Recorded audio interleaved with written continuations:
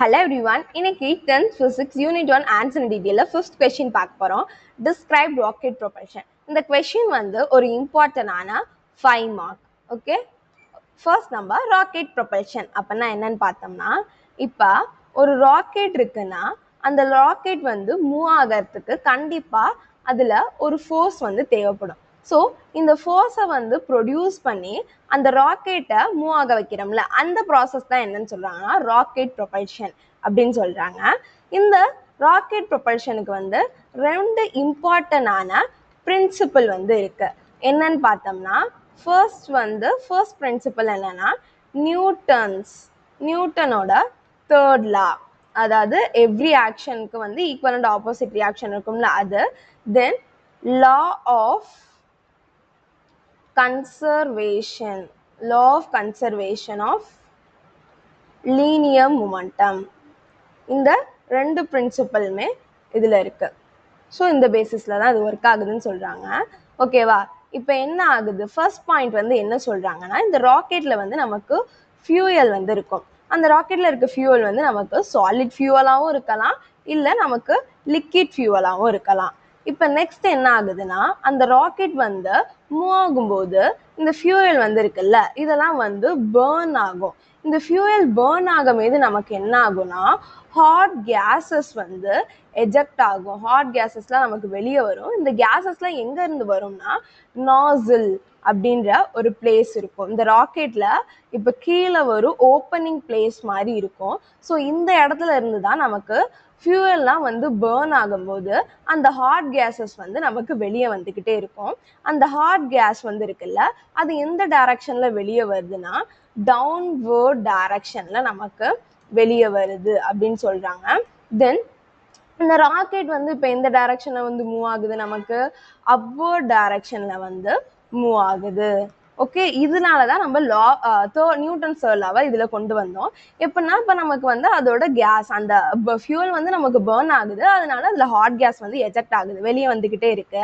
So அந்த hot case வந்து நமக்கு இப்போ டவுன்வர்ட் டைரக்ஷனில் தான் வரும். இப்போ ஒரு ராக்கெட் இருக்குன்னா அதில் கிளாஸ் வந்து கீழே வரும், அதனால இப்போ அந்த ராக்கெட் வந்து மேலே மூவ் ஆகிட்டு இருக்கும். ஸோ இப்போ அதில் இருக்க கேஸ் வந்து நமக்கு டவுன்வர்ட் டைரக்ஷனில் இருக்கு, அந்த ராக்கெட் எப்படி மூவ் ஆகுது, upward direction. So equal and opposite reaction நடக்கிறதுனால இது எதுபடி இருக்கு, நியூட்டனோட தேர்ட் லா படி நடக்குது அப்படின்னு சொல்றாங்க. தென் சேம் இதையே நம்ம லீனியர் மொமெண்டத்துக்கு நம்ம பார்த்தோம்னா, லீனியர் மொமெண்டம் படி நம்ம இதில் பார்த்தோம்னா, இந்த ராக்கெட் இருக்குல்ல, இந்த ராக்கெட்டும் நமக்கு நம்மள்ட்ட இருக்க ஃபியூயலும் வந்து இனிஷியலாக வந்து எப்படி இருக்குன்னு பார்க்கணும்.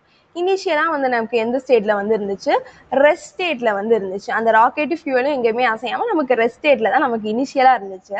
அதுக்கப்புறம் வந்து என்ன ஆனிச்சு, அந்த ஃபியூயல் வந்து பேர்ன் ஆக ஆக நமக்கு ஹாட் கேஸஸ் எஜெக்ட் ஆகி அது வந்து டவுன்வர்ட் டைரக்ஷனில் வந்து மூவ் ஆனிச்சு. தென் அந்த ராக்கெட் வந்து நமக்கு எப்படி இருந்துச்சு, அப்வர்ட் டைரக்ஷனில் வந்து மூவ் ஆனிச்சு. ஸோ இங்கே டவுன்வர்ட் மொமெண்டமும் இருக்குது, அப்வர்ட் மொமெண்டமும் இருக்குது. இந்த 2 மொமெண்டமும் சேர்ந்து பேலன்ஸ் பண்ணுது. ஸோ இதனால நமக்கு என்ன ஆகுதுன்னா, அதாவது இதனால நமக்கு லீனியர் மொமெண்டம் வந்து கன்சர்வ் ஆகுது அப்படின்னு சொல்றாங்க. நமக்கு லீனியர் மொமெண்டம் எப்பயுமே 0ல தான் இருக்கும். அப்படி நமக்கு இனிஷியலா வந்து லீனியர் மொமெண்டம், அதாவது ரெஸ்ட்ல இருந்துச்சா, அதனால நமக்கு லீனியர் மொமெண்டம் வந்து 0வா இருந்துச்சு இனிஷியல்ல. இப்போ நமக்கு டவுன்வர்ட் மொமெண்டமும் கிடைச்சது, சேம் டைம் நமக்கு அப்வர்ட் மொமெண்டமும் கிடைச்சது. இந்த 2 மொமெண்டம் வந்து ஆப்போசிட்டா இருக்கிறதுனால அது பேலன்ஸ் ஆகி நமக்கு லீனியர் மொமெண்டம் வந்து கன்சர்வ் ஆகுது அப்படின்னு சொல்றாங்க. ஓகேவா, நெக்ஸ்ட் அடுத்த பாயிண்ட் வந்து என்ன சொல்றாங்கன்னா, இப்போ நமக்கு வந்து என்ன ஆயிட்டு இருந்துச்சு, அந்த ஃபியூயல் வந்து பேர்ன் ஆகிட்டே இருந்துச்சு, அதனால ஹாட் கேஸ் எஜெக்ட் ஆகி அந்த ராக்கெட் இப்போ மூவ் ஆகிட்டே இருந்துச்சா. இப்போ அந்த ஃபியூயல் வந்து மேலே போக போகவும் என்ன ஆகிட்டு இருக்கும், பேர்ன் ஆகிட்டே தான் இருக்கும். அதனால அந்த ஃபியூயலோட அமௌண்ட் வந்து என்ன ஆகும், டிக்ரீஸ் ஆகிட்டே இருக்கும். அந்த ஃபியூயலோட அமௌண்ட் நமக்கு டிக்ரீஸ் ஆகிறதுனால அதோட மாஸ் இருக்குல்ல, அந்த ராக்கெட்டோட மாஸுமே நமக்கு என்ன ஆகும், குறைஞ்சிக்கிட்டே இருக்கு. இந்த ராக்கெட்டோட மாஸ் வந்து நமக்கு டிக்ரீஸ் ஆகிறதுனால நமக்கு வெலாசிட்டி, அந்த ராக்கெட்டோட வெலாசிட்டி நமக்கு என்ன ஆகுதுன்னு சொல்கிறாங்க, இன்க்ரீஸ் ஆகுதுன்னு சொல்கிறாங்க. வெலாசிட்டினா என்னன்னு பார்த்தோம், ஸ்பீட். வெலாசிட்டினா ஒரு ஆப்ஜெக்ட் மூவ் ஆகிறதுக்கான ஸ்பீடு வந்து என்ன ஆகுதுன்னா இன்க்ரீஸ் ஆகுது. அதோட மாஸ் வந்து நமக்கு கம்மியாக அதோட ஸ்பீட் நமக்கு இன்க்ரீஸ் ஆகிட்டே இருக்கு. ஸோ இந்த ஸ்பீட் இன்க்ரீஸ் ஆகிறதுனால என்ன பண்ணுதுன்னா அந்த ராக்கெட் வந்து எர்த்தோட கிராவிடேஷனல் இருக்குல்ல, அந்த கிராவிடேஷனல் புல்ல இருந்து எஸ்கேப் ஆகுது. ஸோ அது எஸ்கேப் ஆகிறதுக்கு இதுக்கு ஒரு மினிமமாக கொஞ்சம் வெலாசிட்டி வந்து தேவைப்பட்டிருக்கும். எர்த்லேருந்து வந்து சீக்கிரம் மூவ் பண்ணி கிராவிடேஷன் புல்லேருந்து எஸ்கேப் ஆகி. ஸோ அந்த மினிமம் வெலாசிட்டி வந்து இருக்குல்ல, அந்த மினிமம் வெலாசிட்டியை தான் என்னன்னு சொல்கிறாங்க, எஸ்கேப் வெலாசிட்டி அப்படின்னு சொல்கிறாங்க. ஸோ இதுதான் வந்து ராக்கெட்டோட ஓவரால் ப்ராசஸ். இப்படி தான் ஒரு ராக்கெட் வந்து மூவ் ஆகுதுன்னு பார்க்குறோம்.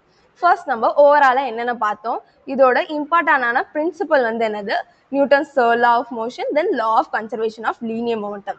தென் இதில் வந்து நமக்கு என்ன இருக்குது, ஃபியூயல் வந்து இருக்குதுன்னு சொன்னோம். அந்த ஃபியூயல் வந்து நமக்கு எப்படி இருக்கலாம், லிக்யூட்லையும் இருக்கலாம், இல்லைன்னா சாலிட்லேயும் அந்த ஃபியூயல் இருக்கலாம்.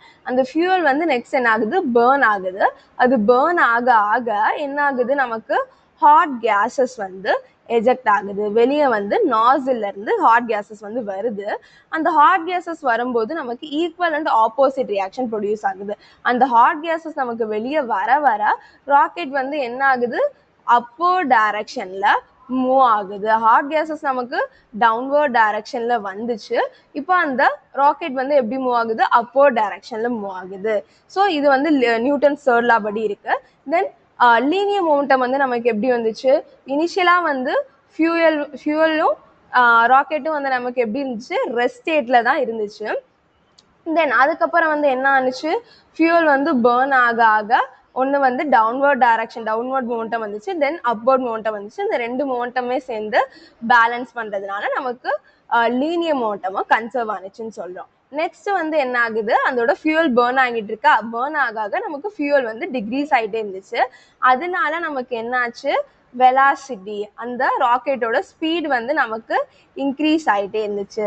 அந்த ஸ்பீட் இன்க்ரீஸ் ஆகிறதுனால என்னாச்சு, இதனால ஈஸியாக வந்து கிராவிடேஷனல் புல்ல இருந்து எஸ்கேப் ஆகிறதுக்கு ஈஸியாக இருந்துச்சு.